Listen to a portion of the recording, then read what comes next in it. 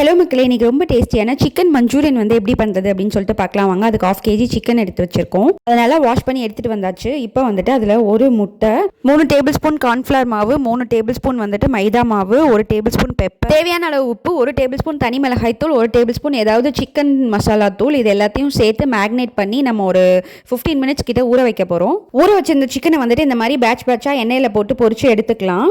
அதுக்கப்புறமா ஒரு பேன் வச்சு பேனில் எண்ணெய் ஊற்றி எண்ணெய் நல்லா சூடானதுக்கப்புறமா வந்துட்டு குட்டி குட்டியாக சாப் பண்ண இஞ்சி பூண்டு பச்சை மிளகாய் இது எல்லாத்தையும் சேர்த்துக்கோங்க.